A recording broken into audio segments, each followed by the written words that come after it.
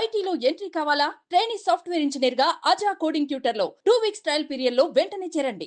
జగన్మోహన్ రెడ్డి గారు mass leader అనే peoples నాయకుడు అంటారు కదా, ప్రజలకు సంక్షేమ పథకాలు వెల్ఫేర్స్ అన్ని అందించి నేను ఒకటి చెప్పేదాన్ని. నిన్న అసెంబ్లీలో వచ్చింది క్వశ్చన్. 260-280 కోట్లు కేవలం ఆర్టీసీకి సిద్ధం సభలు పెట్టినారు కదా. సో ఆర్టీసీకే అంత కట్టారు అని అంటే అఫీషియల్ గా అసెంబ్లీలో ఇచ్చిన మొన్న జరిగిన సెషన్ లో ఇచ్చింది. ఇది కాకుండా మళ్ళీ ట్యాక్సీలు వీటిలలో ఎంత ఖర్చు పెట్టుంటారు. వృత్తి ట్రాన్స్పోర్ట్ సిద్ధం సభలకు ఆర్టీసీకి 280 కోట్లు పార్టీ కార్యక్రమం కదా. 280 crores అది. మళ్ళీ వేరే వెహికల్స్, ప్రైవేట్ బస్సులు అయితే ఏముంది, కాలేజ్ బస్సులు అయితే ఏముంది, ట్యాక్సీలు అయితే ఏముంది, ఇవన్నీ కూడా తీసుకున్న తర్వాత ఎంత అయి ఉంటుంది ఎక్స్పెండిచర్ మీరు లెక్కేసుకోండి. సో అంతంత ఖర్చు పెట్టిన తర్వాత ఎలక్షన్స్లో ఏమైంది అంటే ప్రోరేటా మీరు ఖర్చు చూస్తే మళ్ళీ వాళ్ళకి ఫుడ్కి వేరే ఎక్స్పెండిచర్కి కూడా ఇవ్వాలి. అంటే 1000 crores ఖర్చు పెట్టి అంతంత మనుషులు వచ్చినారని చెప్పి చూపించి మేము గెలుస్తున్నాము, మేమేదో పెద్ద ప్రజానాయకుడు అని చెప్పి మాట్లాడినారు కదా. What happened after elections? Result తర్వాత ఏమైంది? సో చూపించుకోవటం ఒకటి, గ్రౌండ్ రియాలిటీలో ఉండే వాస్తవాలు మరొకటి. సో ఆయన ఏదో పోయిన ఎలక్షన్స్ ముందు ముద్దులు పెట్టుకుంటూ నేనున్నాను, నేను విన్నాను అని అన్నాడు కదా. నా కళ్ళ ముందు జరిగిన ఇన్సిడెంట్ చెప్పినా కదా. 18 of their MLAs మాట్లాడారు ఒక మాట, మళ్ళీ కలుస్తామని అన్నానుంటే ఎంత గౌరవంగా ఉండేదండి.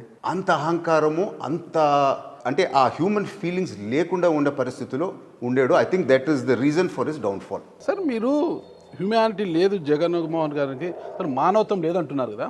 నేను చెప్తాను సార్, తన కోసము అంటే టీడీపీ గవర్నమెంట్ హయాంలో పోలీసు దెబ్బలు తిన్న అంటే నందిగం సురేష్ గారికి ఎంపీ టికెట్ ఇచ్చారు.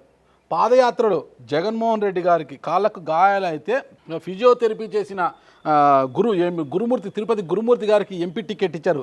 అలా చెప్పుకుంటూ పోతే ఎంతోమందికి ఎమ్మెల్యేలు, ఎంపీలను చేసిన గొప్ప నాయకుడు జగన్మోహన్ రెడ్డి గారు. సార్ ఇది అదంతా మానవత్వంతో చేసింది కాదంటారా? This is all political. నలుగురికి చూపించుకొని నేను అటువంటి క్రైమ్ చేసిన వాడిని కూడా ఎంపీ చేయగలుగుతాను, కాళ్ళు వచ్చిన వాడిని కూడా నేను ఎంపీ చేయగలుగుతానని చూపించి ఇంకొంచెము వాళ్ళ కాడర్లో ఉత్సాహం తెంచుకునేదానికి అదొక పొలిటికల్ ప్లాయ్. నేననేది హ్యూమన్ ఫీలింగ్ లేదనేది కేవలం ఇది ఒక ఎగ్జాంపుల్ కాదండి. పాత పరిచయాలు, ఇప్పుడు సొంత బంధుత్వం ఉంది, ఏది షర్మిలది సొంత చెల్లెలే కదా. సో ఎందుకు అంత దూరం పోయింది అని నేను మనకు కూడా దూర బంధువులు చాలా మంది ఉండరు, వాళ్ళకు బంధుత్వం ఉండేవాళ్ళు కూడా ఉండరు. అసలు యాక్చువల్గా డీటెయిల్స్ కొందరికే తెలుసు, బయట తెలియదు. అవన్నీ నేను లోపల జరిగినవి తెలుసుకుంటే దాదాపు ఒక 12-14 ఎగ్జాంపుల్స్ రప్చర్ ఎట్లా అవుతా వచ్చింది వాళ్ళు చెప్తా వచ్చినారు. సో ఫస్ట్ నేనేమనుకున్నాను, షర్మిల చాలా తప్పు, రాజశేఖర రెడ్డి గారి కుటుంబంలో మొత్తం ఈ విధంగా చేసి ఆ గౌరవం తగ్గించింది అని నేను అనుకున్నా. కానీ ఈ 14 ఇన్సిడెంట్స్ ఏం జరిగినాయో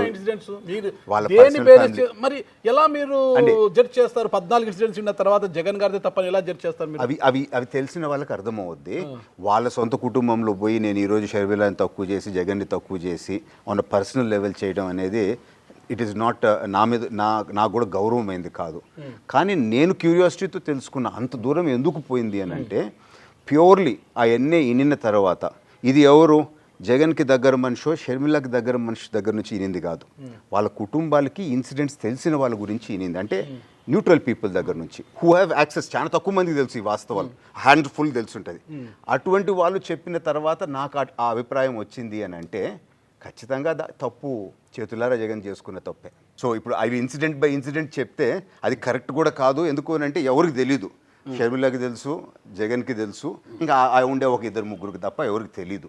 సుమన్ టీవీలో మీ పర్సనల్ అండ్ బిజినెస్ ప్రమోషన్స్ కోసం కింది నెంబర్కి కాంటాక్ట్ చేయండి.